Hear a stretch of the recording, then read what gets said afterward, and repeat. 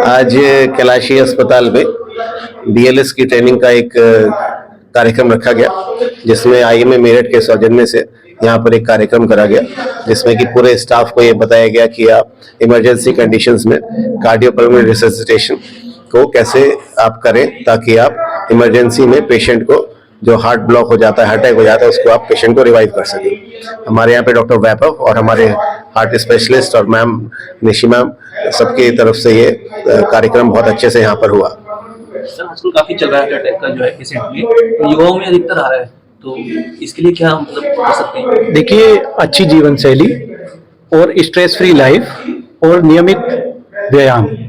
Actually में आजकल खाने में और उसमें स्ट्रेस इतनी ज़्यादा है कि मतलब आपको बिल्कुल स्ट्रेस फ्री रहना चाहिए, रिलैक्स रहना चाहिए, एक्सरसाइज करनी चाहिए, खाना हल्के से हल्का और विचार अपने बिल्कुल स्वच्छ रखने चाहिए। मेरे हिसाब से शायद यही तरीका है कि युवाओं में हार्ट अटैक को रोका जा सके। तो अगर किसी को अचानक आ जाए अटैक तो क्या कर सकते हैं उस टाइम? देखिए, हार्ट अटैक अगर किसी को अचानक आ जाता है तो उसी के लिए CPR समझाया जा गया है यहाँ पे। और CPR एक ऐसी टेक्निक है जो कि पूरे इंडिया में सभी को आनी चाहिए, मतलब ये कॉमन मैन को भी आनी चाहिए। और आजकल हमें पता है कि ऑटोमेटिक डिफिब्रिलेटर जगह जगह पर प्लेस्ड है, जैसे सभी airport, railway station, bus stand आदि पर भी ये रहते हैं, लेकिन अभी हमें यूज नहीं करना आता। तो उसी के लिए ये IMA ने जो CPR की वर्कशॉप रखी है, मैं इनसे अपील करूंगा कि ये इस तरीके के करते रहें।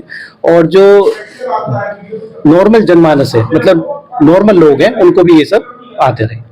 तो जैसे ही सर अटैक आए तो उसके पैर सबसे पहले ऊपर जो है करने चाहिए खड़े, और BP के बारे में जो आप बता रहे थे। देखिए, हार्ट अटैक अगर किसी को आता है तो सबसे पहले उसको हमें हॉस्पिटल पहुंचाने की कोशिश करनी चाहिए। लेकिन अगर पेशेंट बिल्कुल ही अनरेस्पॉन्सिव है और ऐसा लग रहा है कि अब इसमें कोई जीवन के वो नहीं रहे हैं, तो हमें CPR करना होता है, जिसमें छाती दबा दबा कर कम से कम हमें 80 से 100 बार 1 मिनट में चेस्ट का कंप्रेशन करना चाहिए। उससे कभी कभी धड़कन दोबारा से रिवाइव हो जाती है। उस कंडीशन में फिर हमें टाइम मिल जाता है कि हम मरीज को अस्पताल ले जाएं और उसका पूर्ण रूप से इलाज हो सके। CPR एक ऐसी कंडीशन है जिसमें कभी कभी बहुत अच्छा इफेक्ट होता है कि पेशेंट उसके बाद काफी नॉर्मल हो जाता है और हमें टाइम मिल जाता है कि हम अस्पताल पहुंच सकें और डॉक्टर का प्रॉपर इलाज ले सकें। सर CPR के बारे में आप बताइए। आप CPR एक ऐसा प्रोसेस है, ये जो चीज़ है, ये जो टेक्निक है, जैसा सर ने बोला कि सबको आनी चाहिए, हर किसी को, आपको, मुझे, सबको आनी चाहिए, मैंडेटरी होना चाहिए ये। इसमें इसका पर्पस, सोल पर्पस यही है। हार्ट अगर किसी का काम नहीं कर रहा, रुक गया, कोई सांस नहीं ले पा रहा, तो at that point of time, जो वो गोल्डन टाइम है हमारा, जिसमें कि कोई हॉस्पिटल आएगा, एम्बुलेंस आएगा या लेके जाएंगे, उस बीच में उस पेशेंट को बचा के रखें। और ऐसे बहुत सारे केसेस हमने देखे हैं जिसमें कि पेशेंट ऐसे, अगर मान लीजिए किसी को ऐसा हुआ है और उसके पास में कोई ऐसा बंदा खड़ा है जिसको CPR आता है, तो रिवाइवल इतने अच्छे हैं, बहुत सारे लोग हर साल इसकी वजह से बचते हैं। ये जो प्रोसेस है CPR का, इसकी वजह से बहुत सारी जानें बचती हैं। इसलिए ये बहुत मैंडेटरी है कि लोगों को होना चाहिए, और उसी पे फोकस है हमारा कि हम सबको, यहाँ पे हमने ये नहीं देखा कि किसको सिखाना है किसको नहीं, जो है खड़ा सब सीखो, सबको पता होना चाहिए, राइट, ये इसकी इंपॉर्टेंस क्या है। आप किसी की जान बचा दे रहे हैं बिना किसी चीज के अवेलेबिलिटी के। हाँ, बिना किसी अवेलेबिलिटी। तो यहाँ पे हुआ, तो उसमें आपने क्या देखा कुछ विशेष जो है? ये वर्कशॉप इसलिए कराई गई थी, जैसे सर वगैरह सब, सर ने भी कहा, सबने कहा कि सबको ये चीज आनी चाहिए। आजकल आप लोग टीवी पे देखते हैं, डांस करते करते पेशेंट बेहोश हो गया, जिम करते हुए पेशेंट बेहोश हो गया, भागते हुए हो गया। तो यहाँ पे सिर्फ नर्सिंग स्टाफ ही नहीं है, जो नॉन नर्सिंग स्टाफ भी है, उन सबको भी हमने बुलाया है ताकि वो CPR करा के उस बंदे को उसको एक जीने का एक मौका मिल सके। क्योंकि मेरे जीवन में पहले दूरदर्शन हुआ करता था, जिसमें देखकर मैंने 10वीं क्लास में CPR सीखा था, और अपने पिताजी को मैंने बचाया था जब मैं 10वीं क्लास में थी, और वो फिर 30 साल जिंदा रहे। उनके बाद एंजियोग्राफी हुई, एंजियोप्लास्टी हुई, बाईपास, पर हॉस्पिटल जाने का समय मिला। अगर वो चीज मैंने उस समय नहीं सीखी होती तो वो फिर 30 साल और नहीं जिए होते। तो हमने ये भी स्टाफ को बोला है कि जो सीख रहा है वो अपने घर में अपने बच्चों को, अपने भाइयों को, सबको सिखाए, क्योंकि किसके जीवन में कहाँ कौन सामने आ जाएगा किसको नहीं पता। जैसे डॉक्टर अमित शर्मा सर ने कहा कि वहां पे सब जगह ऑटोमेटिक डिफिब्रिलेटर्स रखे हैं, उसको यूज करने के लिए उससे पहले वाली चीजें पता तो हो।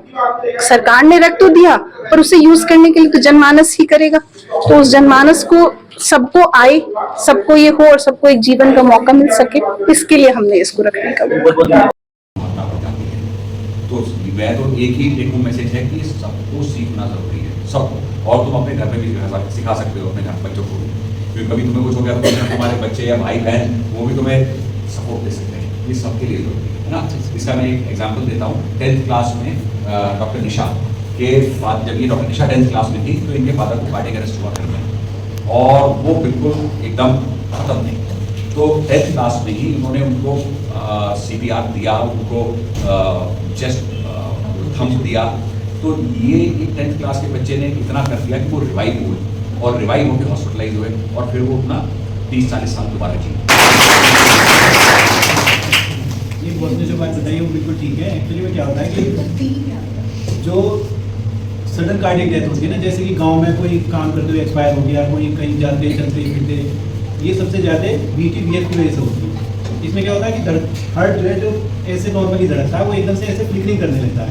तो पहले लिटा दो, उसके दोनों पैर ऊपर उठा दो और उसको उठा के रख के रखो, और अगर वो कॉन्शियस है तो उस टाइम पे मेरे हिसाब से CPR को, उसमें CPR की जरूरत नहीं है, और केवल लिप एलिवेशन से ही उसका BPी मेंटेन रहेगा, ठीक है ना। दूसरा, खांसी करना, मतलब कभी भी उसको खड़ा करने की, या जैसे हम देखते हैं ना जो वीडियो जो आते हैं जिसमें हम देखते हैं कि भाई वो गिर पड़ा, उसे कोई उठा के पहले खड़ा कर रहा है, कोई पानी पिला रहा है, कोई कुछ कर रहा है, ऐसा कभी नहीं करना। जहाँ पे चाहे वो मतलब नाली में भी पड़ा होगा तो नाली में उसके पैर ऊपर उठा के उसको, जिससे कि उसका सर्कुलेशन जो है मेंटेन हो जाए, क्योंकि कई बार बॉडी अपने आप रिकवर करती है। लेकिन अगर कॉन्शियस नहीं है, अनरेस्पॉन्सिव है, बिल्कुल एक्सटर्नल एनवायरनमेंट को कोई रेस्पॉन्स नहीं दे रहा, तो CPR। तो बीपी बढ़ाने के 2 तरीके, जब हम पे कुछ नहीं है, यही है, लिप एलिवेशन, कफिंग और CPR। दोनों मत देखो, और इसको आगे आ जाओ। बेटर पे ये थंब रखना है, और इसको ऊपर रख के ऐसे करके 1 2 प्रेशर 3, मतलब अपनी बॉडी का वेट डालना है। हाँ, हमें ये करना है, ये नहीं करना, बिल्कुल सीधा ये करना है, ये हाथ घुटना से सीधे रखना है, और ठीक है ना। This angle should be straight, ये वाला 2-2.5 इंच से ज़्यादा नहीं प्रेस हो, पता लगा 5 इंच प्रेस कर दिया। और ये जो है मतलब जो रेट है वो 62